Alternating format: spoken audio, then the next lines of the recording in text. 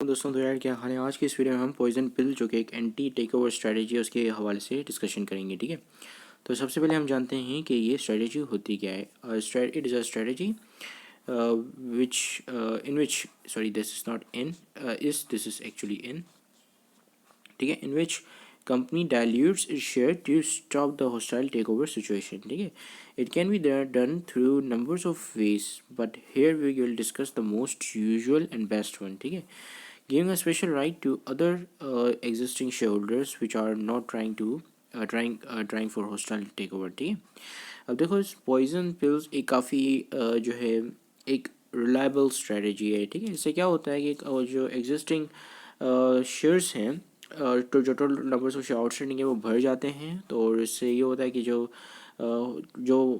Acquire company है या acquire है, जो भी मतलब वो अक्वायर इन्वेस्टर भी हो सकता है, तो जो भी अक्वायर है उसके पास जो एग्जिस्टिंग शेयर्स होते हैं जिसकी वजह से हॉस्टाइल सिचुएशन क्रिएट हो जाती है। अच्छा, हॉस्टाइल टेक ओवर क्या होता है कि जब अभी कंपनी के अच्छा खासा चंक ऑफ शेयर्स परचेस करने वाले हो जो कि आपको कंट्रोलिंग इंटरेस्ट देते हैं, यानी कि आपको कंट्रोल देते हैं कंपनी के ऊपर कि आप जो डिसीजन मेकिंग कर सको। ठीक है, तो इस चीज़ को हम कहते हैं हॉस्टाइल टेक ओवर।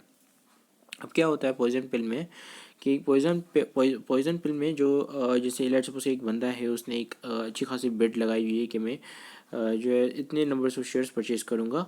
ठीक है, और ये नंबर्स ऑफ शेयर्स अगर ये ट्रांजेक्शन हो जाती है, नंबर ऑफ शेयर्स परचेज हो जाते हैं, तो उसके पास कंट्रोलिंग इंटरेस्ट चला जाएगा। ठीक है, अब उसके बाद जो एग्जिस्टिंग शेयर होते हैं जिसकी वजह से हॉस्टाइल सिचुएशन क्रिएट हो जाती है, तो वो क्या करते हैं, जो टोटल आउटस्टैंडिंग शेयर है उसको बढ़ा देते हैं, जिसकी वजह से उसका जो परसेंट है total number of share outstanding का वो कम हो जाता है। तो जिससे क्या होता है कि उसके पास कंट्रोल शिफ्ट नहीं हो पाता। ठीक, तो ये सिंपल स्ट्रेटजी ये है कि वो जो नंबर्स ऑफ शेयर्स है या वो बढ़ा देने हैं। ठीक है, जो नंबर्स ऑफ आउटस्टैंडिंग है वो बढ़ा देने या शेयर्स की डाइल्यूट कर देना, इसको हम बेसिकली कहते हैं फाइनेंस की टर्मिनोलॉजी में कि शेयर्स को डाइल्यूट करना। ठीक है, अब मैं आपको इसे डिटेल में इसको डिस्कस करता हूँ कि ये किस तरीके से वर्क करता है।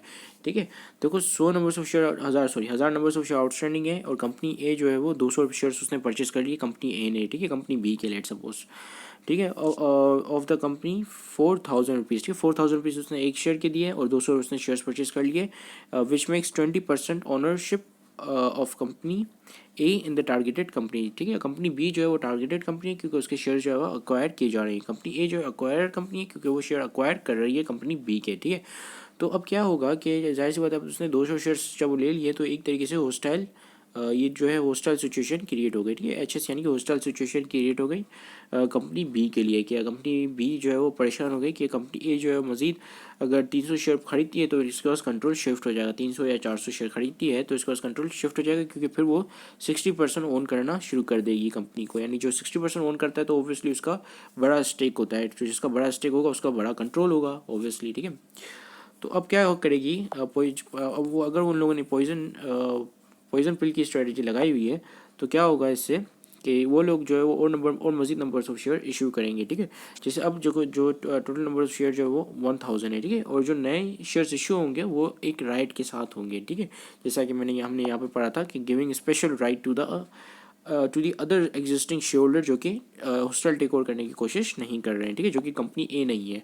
कंपनी ए के पास में 200 शेयर्स जो कि 20% बनते हैं। ठीक है, अब बाकी जो शेयर्स कितने हैं, बाकी जो शेयर्स होंगे वो कुछ के होंगे 800। ठीक है, बाकी 800 शेयर जो है वो स्टिल दूसरे स्टॉक होल्डर्स के पास पड़े हुए हैं। ठीक है, अब कंपनी जो है मज़ीद 800 शेयर्स इशू करेगी और ये जो 800 शेयर्स है वो सिर्फ ये 800 शेयर होल्डर ही परचेज कर पाएंगे। ठीक है, वो भी डिस्काउंटेड प्राइस में। जैसे अगर इस कंपनी ने जो है वो ये शेयर्स परचेज़ किए थे, एक पे शेयर जो है वो 4000 का परचेज़ किया था, तो ये जो 800 लोग हैं ये जो एक शेयर है वो 4000 का नहीं बल्कि 2000 का लेट सपोज परचेज़ करेंगे। ठीक है, तो अच्छा मैं इसको थोड़ा क्लियर करके एक ब्लैंक पेज पे लिख लेता हूँ ताकि आपको और आसानी हो और इसको अंडरस्टैंड करने में। ठीक है, अब देखो इस सिचुएशन को गौर से देखो। Total numbers of share outstanding 1000 है, यानी कि मार्केट के अंदर 1000 पड़े 1000 शेयर की ट्रेडिंग होती है और 1000 शेयर्स आप पूरे खरीद और सेल कर सकते हो। ठीक है, 200 शेयर कंपनी ए के पास है, यानी कि कंपनी ए ने जो है अच्छा खासा